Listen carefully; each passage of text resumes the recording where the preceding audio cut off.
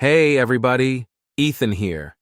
I had been intending to tell this tale for some time, something that truly screwed my brain for a few years. On my channel, things have been somewhat quiet lately. Honestly, searching for these bizarre tales takes time. Should you enjoy what I do, clicking the subscription button would be fantastic. It drives me on. Still, let's get right to it and appreciate you being here. It felt to me growing up that my sister Olivia could walk on water. Her treatment by my parents, especially that of my mom, was royal. The younger sibling, the afterthought was me. Boom. Olivia wanted something. It was hers. No queries posed. Me here? I had to earn it, not necessarily about major events either. It may be anything as basic as who got to run the TV remote or the last piece of pizza. It was automatic with her around. It seemed like I had to leap through hoops with me. I simply stopped asking for much by the time I was 10. That made life simpler. No probability of being shot down. I would simply attempt to avoid any strife by making do with what I had. Olivia, on the other hand, enjoyed taking front stage. She would boss me about, and if I objected, my parents would urge me to quit being problematic. Not even sure how many times I heard, "Olivia is older. She knows better." She obviously didn't. The worst thing about it is I hardly hated her for it either. I truly wanted to like my sister back then. Though she never behaved like it, I wanted to believe we were on the same team. She wouldn't hesitate if she could toss me under the bus to help her seem better. And that did not alter with age. Olivia started seeing this man called Mark when she was 28. To be honest, Mark seemed really too good for her. He was respectful, down to earth, and mature. The exact reverse of Olivia. I was expecting that marriage would enable her to somewhat grow up. Perhaps Mark might be the voice of reason she sorely needed. It felt for a time like it could happen. Olivia seemed sincerely delighted, and Mark was completely committed to her. Old habits die hard, though, and things started to go south roughly 1 year after their wedding. She seemed not even attempting to hide it. I heard her on the phone with a friend, discussing how dull Mark had gotten one time I was visiting my folks. She claimed he became very serious and lost enjoyment in life. He seemed to me to be merely attempting to be a responsible adult. But Mark would be brushed aside every time he tried to discuss Olivia's late evenings or erratic spending patterns with my parents. They would remark, "She's still young. Mark needs to stop trying to control her." It seemed as though nothing had changed since we were children. Olivia could act any way she chose, and anyone who tried to correct her was the bad guy. Though I started noticing things that made me uncomfortable, I wasn't close enough to Mark to tell him straightforward advice. Olivia was hooked to her phone non-stop. Should it buzz, she would grab it and bolt from the room. She would advise Mark to mind his own business or offer some evasive response if he asked who it was. She seemed to be aiming to irritate him. The tipping point occurred upon seeing a note on her phone. I was not snoopering or anything. She had left it on the kitchen counter while she walked to the refrigerator. The screen came up, and there it was, a note from someone called D concerning a hotel meeting. My stomach dropped. Though I had a nasty feeling about it, I didn't know who D was. The message was not precisely subtle. Though I knew better, I wanted to think there was some innocent justification. I wandered back and forth about what to do for weeks. Should I let Mark know? Should I bring Olivia up? Alternatively, should I just keep out of it? I did not have naive views. I knew what would happen should I say something. Olivia would most likely find a way to make me the villain. My parents would side with her. I tried to persuade myself that maybe Mark would sort it out on his own. It wasn't my place. Still, deep down, I knew I was simply afraid. Things got more intense a few months later when Olivia brought Noah, a friend from her new work, into our lives. I sensed something was going on the minute I met him. He was kind, certainly, but Olivia and his behavior did not reflect what friends do. They were far too touchy-feely, had inside jokes and hushed chats. It was not even subtly different. Mark was uneasy too, but he said nothing. I reasoned he was attempting to rely on his wife. My folks, meantime, were all over Noah. He always knew the perfect thing to say, was courteous, and dressed nicely. How he and Olivia behaved toward one another they seemed to overlook, or perhaps they didn't want to see. I persuaded myself that I shouldn't either if Mark wasn't saying anything. My business was not this one. but the shame of silence began to chew on me. Olivia inviting Noah to a family cookout marked the last straw. This was meant to be a laid-back family event. For burgers, beverages, and some old-fashioned downtime, my parents had invited everyone around to their house. I wasn't precisely excited about leaving. To be very honest, I hardly participated in family gatherings. Sarah, my girlfriend, persuaded me nonetheless that it may be a good idea. She reasoned it would assist to reduce the stress I constantly experienced around Olivia and my parents. Why not, I wondered. When we got here, things seemed fine at first. I could come there, make an appearance, and slip off early. Mark was tending to the grill for my dad, while Olivia was conversing with some of the neighbors. Though my family hadn't precisely thrown out the red carpet for her in the past, Sarah was her normal, nice self, trying her best to fit in. She said nothing, but I knew she observed Olivia's treatment was different. Laughing at her jokes and clinging to her every word, everyone crowded to see my sister. She seemed to be the sun, with the rest of us like planets circling her. Noah subsequently arrived. Neither had I thought he would be there, based on the way Mark looked. Carrying a six-pack and behaving as best friends with everyone, Noah walked in as though he owned the house. When Olivia spotted him, her face came alive and she almost ran over to hug him. Mark simply stared down at the ground, and I could sense secondhand shame for him. Noah started whirling the pot not long after. Among those guys who couldn't avoid projecting everything about themselves was him. In minutes he was making jokes at everyone's expense, even mine. With a haughtiness he inquired, "Hey, how's the little brother doing? Still tagging along behind Big Sis?" I laughed forcedly and turned from him, but Sarah tightened up next to me. Noah then paid Sarah some attention. He inquired about her whereabouts, her kind of work, and then, without missing a beat, about how I had lucked out with her. That was hardly a compliment. That was among the backhanded comments that made it abundantly evident he felt I was punching above my weight. Laughing, he continued, "Man, you must have some serious game to land someone like her. I mean, she's way out of your league." Though Sarah tried to dismiss it and grinned pleasantly, I could see the hurt in her eyes. Though I knew it would only make things worse, I wanted to tell Noah to close his mouth. I stayed silent, thinking he would become bored and walk on. He neglected. Noah continued to find means to needle me as the evening progressed. He would probe my employment, my automobile, even my shoes very lightly. I could manage it. I was used to dealing with individuals just like him. He did, however, then go too far. Noah accidentally dropped his drink on Sarah, who was standing near the table chatting to my mother. She gasped, looking down in dismay as the soda saturated the front of her dress. Laughing like he'd just told the best joke in the world, Noah replied, "Oh no, looks like someone's ready for a wet t-shirt contest." Sarah looked as though she might be about to cry. Her face became brilliant red. That summed it up for me. Walking over to Noah, I apologized to Sarah loud enough for everyone to hear. He gazed at me as though I had sprouted another head. "Relax, guy. That was only a joke," he said, shrugging. Olivia jumped in before Noah could reply. "Oh, come on, it wasn't that serious. You are overly sensitive." My fury boiling over, I turned to her and said, "Are you serious right now? It's not like he meant to spill. You are protecting him?" He embarrassed Sarah in front of everyone. Olivia let her eyes roll back. "You're destroying the mood. Can you just let it go for once?" My parents predictably sided with her. My mom said, "He didn't mean any harm.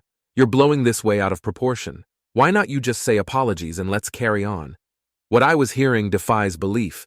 Being urged to shut down and follow whatever Olivia wanted felt like I was a young child once more. Something inside me cracked.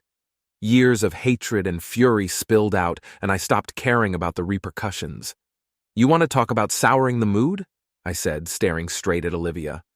"Why don't you tell everyone what's actually going on between you and Noah? Or ought I to do it for you?" The backyard stilled itself. Olivia's face went white, and for the first time that evening she lacked a caustic response. I inhaled deeply and continued. "You suppose nobody would notice the way you two behave toward one another, the sly appearances, the intimate talks. Do you believe Mark overlooks it?" Mark's eyes went wide and he turned to face Olivia, who was rapidly shaking her head. Her voice quivering, she continued, "Don't listen to him. He's just trying to create drama. Am I?" I shot back. "Because I have texts and images that show otherwise. Do you want to see them? Or should we let Mark decide?" At that time, Mark stood up, his countenance a mix of fury and grief. Mark stared at them in silence. Then he glanced at Olivia. He asked, his voice shaking. I pulled out my phone and showed him the screenshots I'd saved. The messages from Olivia's phone and the pictures of her and Noah leaving a hotel together. Mark stared at her in silence, said Olivia just stood there, her cheeks flushed with shame and wrath. "You're such a liar," he asked Dot. She screamed at me at last. "You've always been jealous of me, and now you're attempting to ruin my life." Her defense was hurriedly sought by my parents, who accused me of being nasty and causing disturbance. The BBQ was anarchy elsewhere. Olivia was screaming at me, my parents were fighting, and Noah had vanished someplace during the fight. Sarah grabbed my hand and whispered, "Let's go, Dot." As we drove away, I felt this strange mix of relief and dread. I'd finally stood up for myself, but I knew the fallout was only just beginning. After that barbecue explosion, I knew things with my family would never be the same. I'd crossed a line, at least in their eyes, by calling Olivia out on her crap. But I didn't feel guilty about it. If anything, I felt like I'd done the right thing, even if nobody but Mark seemed to appreciate it. Still, the days after the barbecue were some of the loneliest and most exhausting of my life. It didn't take long for the backlash to start. Olivia wasted no time twisting the story to make herself look like the victim. She called our parents the next day, crying about how I'd ruined her marriage and lied about her relationship with Noah. She claimed I'd always been jealous of her and had finally found a way to sabotage her happiness. I wasn't surprised she'd throw me under the bus. That was classic Olivia. What did shock me was how quickly my parents bought it. "You need to fix this," my dad said when he called me that afternoon. "Your sister is heartbroken." "Heartbroken? You have already caused enough damage," I shot back. "She made a mistake," he added, his voice stern. "But it's not your place to air her dirty laundry in front of everyone. What you did was cruel." "Cruel?" "She has been cheating on Mark for months." What I was hearing stunned me. My mother interrupted. "She's the one who's been lying, cheating, and making everyone else miserable, but you're seriously going to keep defending her after everything? You've always been difficult." She snatched the phone. "Olivia has always tried her best to keep the family together, but you've never appreciated her. And now you've gone too far, There it was again, the same old story I'd heard my entire life. Olivia was the golden child, the glue holding the family together, while I was the rebellious, ungrateful younger brother. It didn't matter that I had proof of her infidelity, or that Mark had left because of her actions. To them, I was the villain for standing up to her. The conversation ended with my dad giving me an ultimatum. "Unless you apologize to your sister and admit you were lying, you're not welcome in this house anymore." I hung up without saying another word. Apologize for what? Telling the truth? There was no way I was going to do that, not after everything that had happened. But hearing those words, being told I wasn't welcome in my own family, still hit me harder than I expected. Sarah was my rock through it all. When I told her what had happened, she hugged me tightly and said, "You don't need them." Her encouragement meant everything, but the weight of losing my family still loomed over me like a dark cloud. "You have me, and we'll sort this out together." I didn't sure how to understand it. Though deep down I knew better, a part of me kept hoping they would show up. Days later, the consequences extended to the rest of the family. Mostly supporting Olivia, aunts, uncles, and cousins who had heard bits and parts of the narrative began getting in touch. She had painted me as a sour troublemaker who had gone out of his way to ruin her marriage for no apparent reason. Some of them hardly bothered seeking my side of the tale. They simply believed I was in the wrong. Why couldn't you just let it go? She's been lying to everyone, including Mark. One of my uncles inquired when he called. "What Olivia does in her marriage is none of your business. You don't get it," I answered, annoyed. Why is it allowed for her to hurt people, but not for me to call her out? It's about family, and what you did was out of line, not about what's okay. That word became to have no significance for me. How could they ignore the harm Olivia had done, and yet discuss loyalty and unity? Everyone seemed so determined to keep up this ideal of a flawless family that they would have you thrown under the bus to preserve harmony. Having nothing else to go, I packed and left state with Sarah. Though it was not a simple choice, it seemed as if the only option to really start over. Maintaining close proximity to my family would simply mean more strife, more accusations, and more suffering. For the first time in years, Sarah and I found a tiny apartment in a city a few hours away and felt like I could breathe. Those early several months were difficult. I had to pick a new career and get used to living free of support networks. Sarah was amazing through it all. She kept me upbeat and reminded me that we were creating something greater for ourselves. Still, occasionally the weight of it all seemed intolerable. I would lie awake, mentally going back over talks with my parents and wondering if there was anything I might have done better. But over time, I began to heal. After landing a solid job at a nearby company, Sarah and I got even closer as we worked through obstacles together. A year later, we started dating, and for the first time in a long time, I felt truly joyful. I had Sarah, a consistent paycheck, and a feeling of independence never experienced before. Though not ideal, it was sufficient. Regarding my family, I heard from none. Not one email, call, or text message. It felt as though I had been totally deleted from their life. I tried not to focus on it, but occasionally the quiet hurt more than I cared to acknowledge. Though I told myself I didn't need them, part of me yearned they would reach out, if only to honor the suffering they had inflicted. 3 years later, life kept rolling forward. After a little ceremony surrounded by close friends, Sarah and I began saving for a house. I felt I would be leaving my family problems behind me permanently. Then one typical afternoon, everything changed. Just another ordinary day, I was having lunch at a McDonald's drive-thru when I spotted her. Olivia. She was accepting payments, handing out instructions, and manning the window. I first assumed I was dreaming.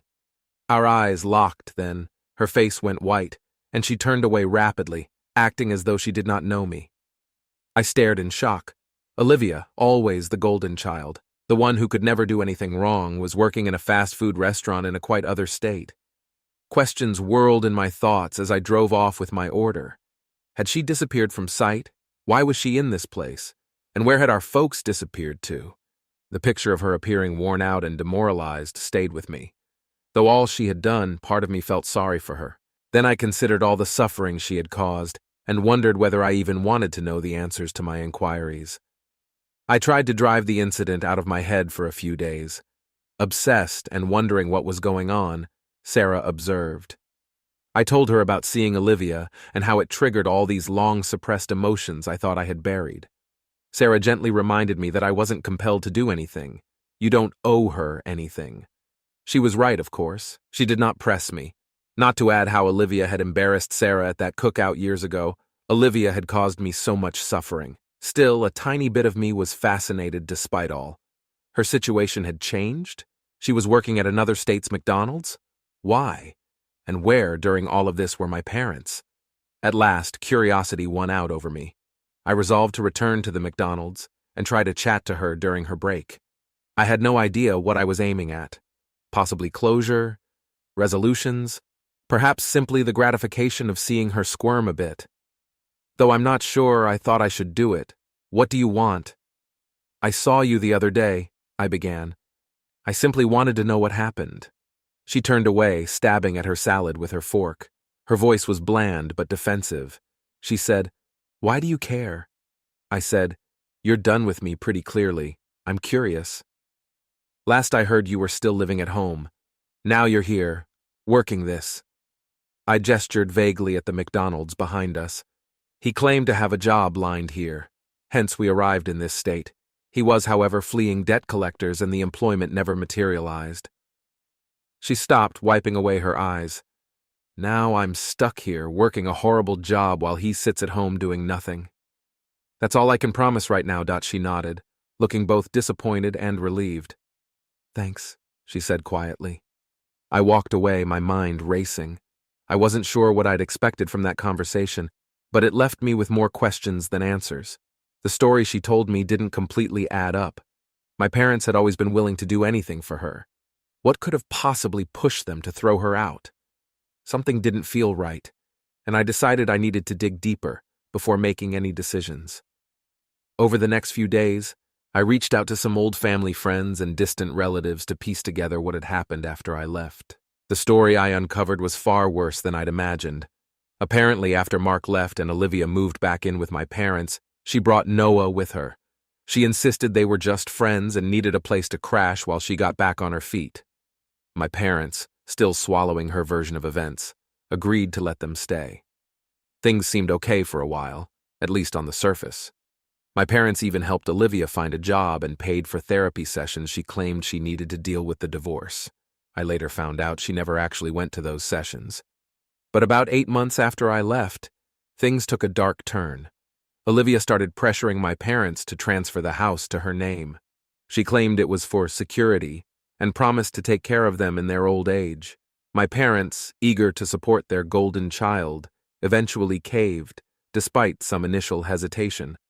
But as soon as the house was in her name, Olivia and Noah sold it without warning. They vanished with the money, leaving my parents homeless and broke. Hearing this made my blood run cold. My parents, who had defended Olivia their entire lives, who had sacrificed so much for her, were now living in some crummy apartment, barely scraping by on my dad's pension. They had been betrayed in the worst possible way, and Olivia was the one who had done it. I spent the next few days trying to process everything. I felt this whirlwind of emotions, anger at Olivia for her selfishness, guilt for not being there for my parents, and confusion about what to do next. Part of me wanted to confront her again, but another part wondered if it was even worth it. What could I possibly say to someone who had burned every bridge they'd ever had? In the end, I decided I needed to hear it from her. I went back to the McDonald's during her break and laid everything out on the table: the house, the money, our parents' current situation. The look on her face told me everything I needed to know. It was all true. Olivia broke down, alternating between excuses and apologies. She claimed she never meant for things to go that far, that Noah had manipulated her, and that she was now trapped in an abusive relationship with him. For a brief moment, I felt a flicker of sympathy for her, but then she shifted gears, accusing me of being selfish for not helping her now that she was in trouble. "You quote, V always been jealous of me," she said, her voice rising. "You've been waiting for a chance to see me fail, and now you're enjoying it." I got up and shook my head. "You don't get it, do you?" I said. "This is about you finally facing the consequences of your actions." Before I left, I gave her the contact information for local women's shelters and abuse support groups. Her final words to me were filled with anger and bitterness, but I did not care. I met Olivia for who she really was, a selfish, manipulative person who avoided owning her actions, first time. And I realized then I couldn't allow her pull me back into her mess. Following my argument with Olivia at McDonald's, I drove home experiencing an odd variety of feelings. One could say that at last getting the facts out in the open relieved me. Conversely, it made me irritated and tired. How could someone inflict such suffering and still twist it to make her the victim? I could not help but chuckle bitterly as I went back over her comments in my head. The way she labeled me selfish, the charges of envy, classic Olivia, rejecting responsibility and snapping when things didn't go her way. Sarah realized something was odd right away when I arrived home. She put her phone down right away when she noticed my face, even though she was seated on the couch browsing through it. "How went it?" she asked. I slumped down next to her and sighed heavily. "It went about as well as you'd expect," I said. She shook her head, her expression a mix of sympathy and frustration. She admitted to everything, selling the house, leaving our parents homeless, all of it. She naturally blamed Noah and tried to make herself the victim. "She tried in her own way," I said. "But then she turned around and blamed me of being envious and selfish for not helping her?" Sarah laughed. "Unbelievable. She still feels you owe her anything after all she's done to your parents and you. I pointed to her. Exactly. I told her I couldn't help her, but if she wanted to leave Noah, I gave her information for shelters and support groups. She didn't take it well. Sarah reached over and squeezed my hand. Helping her financially would simply enable her conduct. She had to sort things out on her own. Her comments comforted me. But one unresolved problem still tormented me. My parents are among them. I couldn't overlook it now I knew the truth about what had happened to them. Olivia's betrayal caused them to live in a rundown apartment and battle to make ends meet. Part of me thought I ought to be supporting them. In all sense, they were my parents. Another side of me, though, recalled their treatment of me and their rejection of me when I most needed them. I battled what to do throughout the next several days. Sarah and I discussed it nonstop, and she was encouraging whatever decision I made. Their age startled me when I first saw them years ago. My dad, who had always held himself with confidence, now seemed hunched over and unsure. My mum looked weak and worn. It was a sobering reminder of how much time had gone by and how much had changed. The exchange began really poorly. Between us, there was so much unsaid hurt and animosity that it seemed as though a wall stood between us. But the whole tale of what had happened following my departure started to show itself as we spoke. They said they had treated me poorly and confessed they had been mistaken to side with Olivia. Her voice shaking. She said it was for our security, she continued. Now that I have Sarah in my family, my first concern is keeping our peace and happiness. They nodded, looking to grasp. We appreciate you even giving us the opportunity to talk, my dad remarked. We know we don't deserve it. Before we parted ways, I gave them my contact information and told them we could stay in touch. In the weeks that followed, we had a few phone calls, brief and sometimes awkward, but a start. I also arranged for some financial assistance to help them move to a better apartment and cover some of their medical expenses. I made it clear that this help came with no strings attached. I wasn't doing it to buy their affection or to erase the past. I was doing it because it felt like the right thing to do. As for Olivia, I haven't heard from her since our last conversation at McDonald's. A part of me hopes she's found the courage to leave Noah and get help. But I'm not optimistic. She's made her choices, and I've made mine. The whole experience left me with a lot of mixed feelings.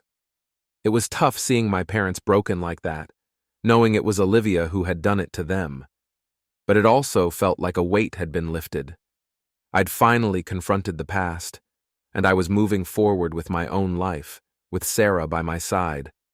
I guess the biggest lesson I learned from all of this is that sometimes family isn't about blood. It's about the people who choose you, who stand by you through thick and thin. And for me, that's Sarah. She's my family, and that's all that matters. It's been a few months since I last saw my parents. We've talked on the phone a few times, and things are better. Still a bit awkward, but better. They seem to be doing okay in their new apartment, and I've been able to help them out a bit financially. It's not about making up for the past, but about making sure they're not struggling. I haven't heard a word from Olivia, and honestly, I don't expect to. Part of me wonders if she's okay, if she ever got away from Noah. But then I remember all the hurt she caused, and I have to harden my heart. I can't let her back into my life, not after everything. This whole thing has really made me think about family. Growing up, I always thought family was supposed to be this rock-solid thing, this unconditional love no matter what. But that's not always how it works, is it? Sometimes the people who are supposed to love you the most end up hurting you the most. And sometimes the people you least expect become your true family. Sarah, my friends, they're the ones who have been there for me through thick and thin. They're the ones who never judged me, who never made me feel like I had to earn their love. I guess what I'm trying to say is, family isn't always about blood. It's about the people who choose you, the people who show up for you, the people who make you feel loved and accepted for who you are. And I'm lucky to have found that, even if it wasn't in the way I expected. I know some of you might be wondering why I shared this story. It's not easy to talk about this stuff, especially when it involves family. But I think it's important to be honest about these things. We all have our own struggles, our own family dramas. And sometimes, just knowing that you're not alone can make all the difference. So if you're out there struggling with your own family issues, know that you're not alone. Find your people, the ones who lift you up and make you feel loved. They're out there, I promise. And remember, you deserve to be happy. You deserve to be surrounded by people who love and support you. Don't let anyone, not even your own family, tell you otherwise. Thanks for listening, everyone. It means a lot to me. And as always, take care of yourselves and each other.